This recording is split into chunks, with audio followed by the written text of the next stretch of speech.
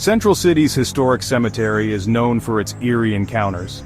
I visited one evening just before sunset, drawn by the legends of the wandering spirits.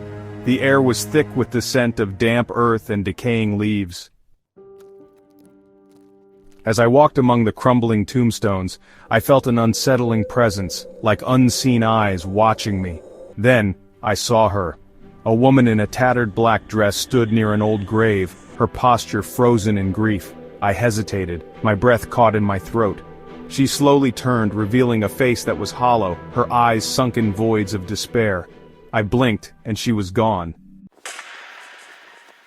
But just as I exhaled in relief, a cold hand clamped onto my shoulder. Spinning around, I saw nothing. A whisper drifted through the air, soft yet chilling. "Leave while you can." When I told the locals what had happened, they only nodded grimly. "The lady in black," one said. "She appears to those who are marked by tragedy. Be careful." That night, I locked my doors tight, but the whisper of her voice still lingered in my ears. During my time at the University of Northern Colorado, whispers of a cursed dorm room spread through the campus like wildfire. Students who stayed there reported strange occurrences, objects moving on their own, night terrors, and the overwhelming sensation of being watched. One night, my friend and I dared to enter. The moment we crossed the threshold, the air turned thick and heavy, like walking through invisible water. A feeling of dread settled deep in my gut. We stood in silence for what felt like an eternity. Then the door slammed shut behind us with a force that shook the walls. My friend gasped, clutching my arm as the closet door creaked open inch by inch. My pulse pounded in my ears. Then we heard it, a deep, guttural whisper, "Get out!" It was so close, as if someone was standing right between us. My friend shrieked, and we bolted for the door, struggling to yank it open. The moment we burst into the hallway, the oppressive weight lifted, and the silence was deafening. Later we learned that a student had died in that room years ago. Some say by their own hand. Others say something much darker happened. Every occupant since had left before the semester was over, driven away by whatever lurked within those walls. St. Elmo is one of Colorado's best-preserved ghost towns, but the spirits of the past still linger among its abandoned buildings. I visited on a cloudy afternoon, exploring the empty streets and decaying wooden storefronts.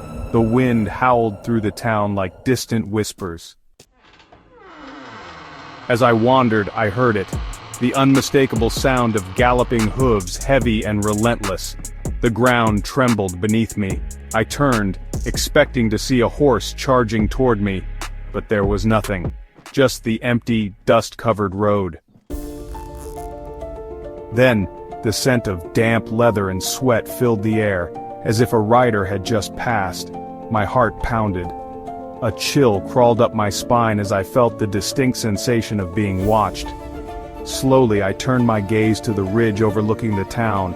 There, standing motionless, was a shadowy rider astride a black horse. His face was obscured by the brim of his hat, but I could feel his hollow stare piercing through me. The wind picked up, and in a blink, he was gone. But the moment I turned to leave, I heard a voice carried by the wind, low and threatening. "You don't belong here." I ran, my pulse hammering. Some say the rider was a lawman betrayed by the town's outlaws. Others say he was an outlaw himself, doomed to wander the town he once terrorized. Either way, I have no plans to return.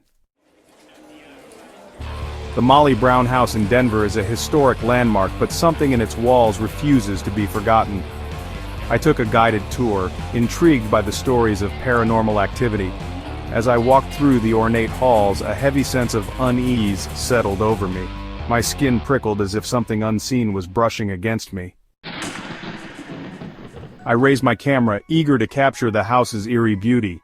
But as I snapped a picture, I saw movement in the corner of my eye, a dark figure shifting within the shadows. I turned sharply, but there was nothing. Before I could speak, the tour guide leaned in close, her voice barely above a whisper. "You saw them, didn't you?" she said, her face pale. "The shadows here, they watch.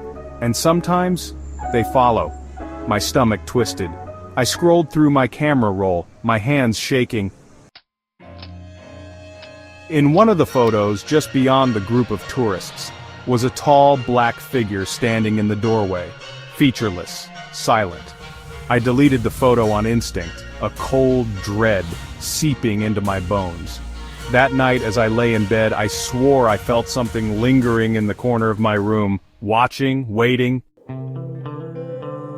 Colorado's past is filled with restless spirits, forever bound to the places they once called home. If you ever visit a ghost town, an old university, or a historic mansion, be careful. You might not be alone. Some ghosts linger in the dark, waiting for someone like you.